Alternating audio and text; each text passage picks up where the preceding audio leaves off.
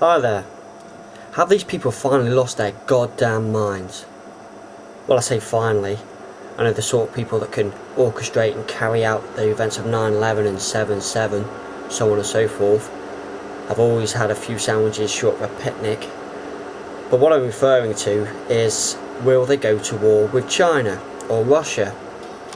Now, I'm sure most of you by now have seen the interview on the Alex Jones channel with Alex Jones and Bob Chapman, and they refer to the RAND Corporation handing the Pentagon a proposal to go to war with a foreign country to consolidate the wealth and power. Now, the countries in question are, or speculated, are Japan, Russia and China.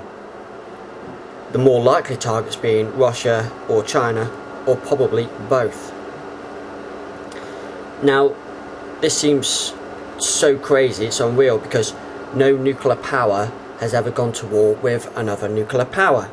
I think the closest that's ever come is probably India and Pakistan, or maybe even the Cuban Missile Crisis. But I think over the last year or so, I've heard lots of people sort of allude to the fact that one of the New World Order's goals is a land battle, is a land war with China or Russia.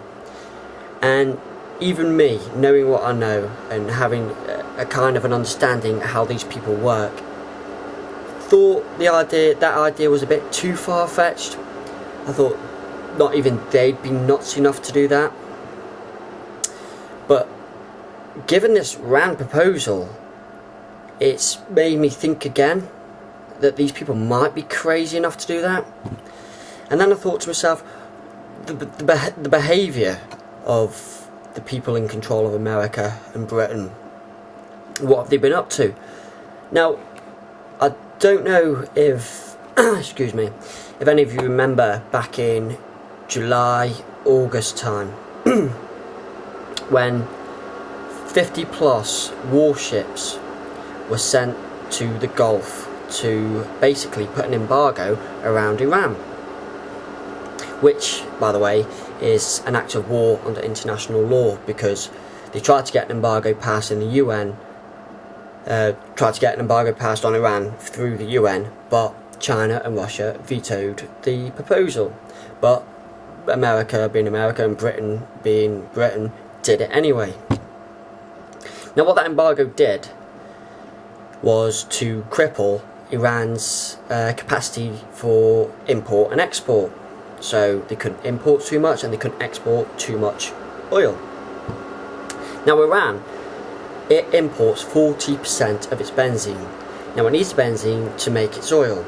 So not being able to import the benzene cripples its oil supply.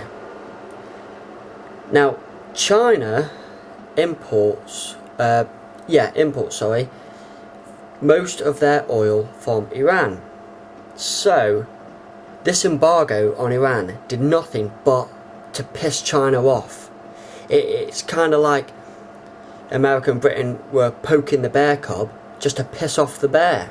And that's one thing that you could say they were doing just to provoke China.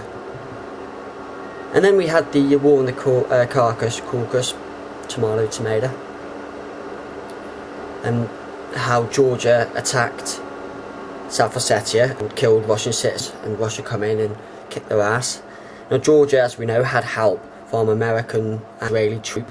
Maybe not direct help or numbers, but they certainly had help financially and through weapons, etc., etc. And it amazes me, actually, that even to this day, I bet most Americans still think that that Russia attacked Georgia, sorry. I mean, the debates I saw with Johnny McCain and Obama, even in those debates, Obama was talking about how this big bad Russian force attacked Georgia, which, I mean, he's lying to the American people already. I mean, if he becomes president, he's certainly not going to be an honest Abe, if that's anything to go by. But yeah, I'm just kind of connecting the dots here. And because now we had that famous little speech that Joe Biden gave, and how there would be generated crisis within the first 6 months of Obama presidency and Obama administration, which, if you were a die-hard Obama supporter, you could defend it by saying he's just saying that because all presidents go through hard times, so on and so forth, which is true. I mean, ask Bill Clinton. But then you had Colin Powell on Meet the Press saying there will be as yet a known crisis on January the 21st or 22nd. Now that seems a bit too specific, even for me. I like to speculate on anything, but you got two people who have obviously got insider intel from somewhere saying pretty much the same thing: no smoke without fire. But going back to Joe Biden's little speech, he mentioned JFK. He said that he'll be tested like JFK.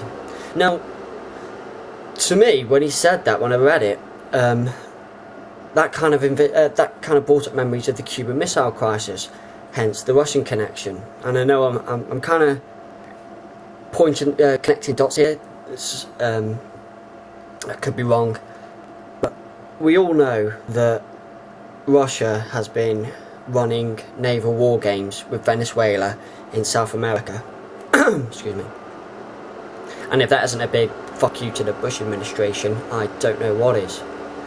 So we have him comparing Obama to JFK, which in itself is a joke.